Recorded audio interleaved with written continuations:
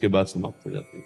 जब तक बच्चे का ब्याह ना हो तब तक माता पिता का कर्तव्य बना रहता है कि उस बच्चे का ब्याह करें, बच्चा या बच्ची। उसका ब्याह करने के बाद पाणी ग्रहण संस्कार हुआ, फिर आप विरक्त भाव से भजन कर सकते हैं। संसार से आपने संबंधों का काम हो गया, अब हम भगवत संबंध का काम करेंगे। लेकिन जब तक ब्याह नहीं होता तब तक नहीं, तब तक वो कर्तव्य का पालन करना चाहिए। वो भी भगवान की पूजा है, ये भी सृष्टिजनक भगवान की पूजा है। नाम जप करते हुए अपने बच्चों को पढ़ाए लिखाए, उनको स्वस्थ करे, उनके लिए जमीन जायदाद की व्यवस्था करे, ब्याह कर दे, इसके बाद भजन करे। दोनों काम हो गए। भजन करते हुए ये किया, इसके बाद पूर्ण भजन में लग जाए, वो भगवत प्राप्त हो जाएगा। हर्ष जी अहमदाबाद से। राधे राधे गुरुजी। गुरुजी, कभी कभी हमारा मन नाम जप में नहीं लगता है तो हम खुद स्वयं से जोर जोर से नाम जप करने लगते हैं, फिर मन भी शांत हो जाता है। महाराज जी, हमारा प्रश्न है कि हम तो आत्म स्वरूप है और मन से भजन करवा नहीं रहे, तो ये अंतःकरण चतुष्टय में से कौन नाम जप कर रहा है? देखो, आपका जो स्वरूप है उसका अभी ज्ञान नहीं, केवल सुना है। अंतःकरण का आपको अभी ज्ञान नहीं, केवल सुना है। क्योंकि अंतःकरण में जब अंतर्मुख होकर के आप समस्त इंद्रियों से अनुभव करोगे तो जानोगे ये बुद्धि है, ये मन है, ये चित्त है, अहंकार है, इनका एक एक का परिचय प्राप्त होता है। जब तक अंतःकरण विषयाकार है तब तक आत्म स्वरूप निर्विकार होते हुए भी जन्मोगे, मरोगे, दुखों, शोक, चिंता, भय, ये सब व्याप्त रहेगा।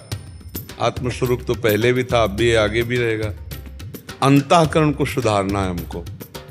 बुद्धि का निश्चय एकमात्र परमात्मा में सुख, मन का निरंतर मनन करना एकमात्र परमात्मा में, चित्त का निरंतर चिंतन करना एकमात्र परमात्मा का, अहम का परमात्मा में पूर्ण समर्पित हो जाना। तो जैसे हमने बताया निर्मल जल और एकाग्र जल, शांत जल, तो नीचे क्या दिखाई देने लगता है, ऐसे निर्मल और शांत अंतःकरण में भगवत साक्षात्कार होता है, अपनी आत्मा का आत्मबोध होता है। समझ पर? अभी खूब नाम जप करो, जबरदस्ती करवाओ मन से। पहले तो जिह्वा से करना चाहिए, ये वाक्येंद्रिय है, इसको शुद्ध करना चाहिए। पवित्र शब्द बोलो, नाम जप करो, कभी किसी को कटु वचन, परुख वचन न बोलो। एक एक इंद्री को पावन करना है। नेत्रों से देखें, सब में श्री भगवान को देखें, कान से सुने भगवान की चर्चा, मंगल में गुण सुने, किसी की निंदा, किसी का पापाचरण नाम सुने। धीरे धीरे हमारी इंद्रियां पावन होगी, अंतःकरण पावन होगा, तो हमें अपने स्वरूप का अपने आप से अनुभव हो जाएगा। बस वही मुक्त हो गया। जैसे भगवान हृदय में बैठे हैं लेकिन सब दीन दुखी परास्त है माया के द्वारा, क्यों? भजन नहीं है।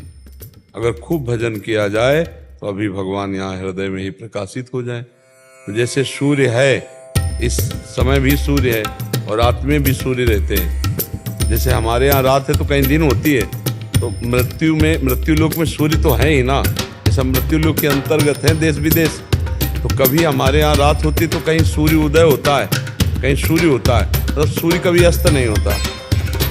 पक्का है ना?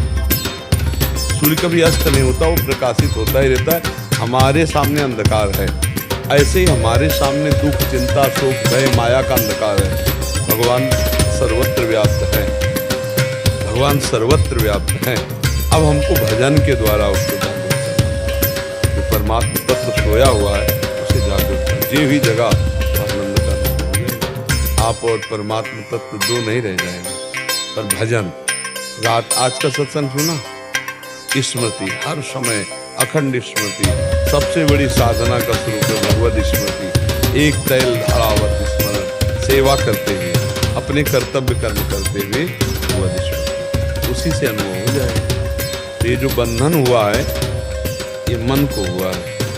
कभी आत्म तत्व न बंधा था, न बंधा है, न बंधा रहेगा। इसी मन को सुधार लिया तो परमात्मा स्वरूप थे, हैं, रहेंगे।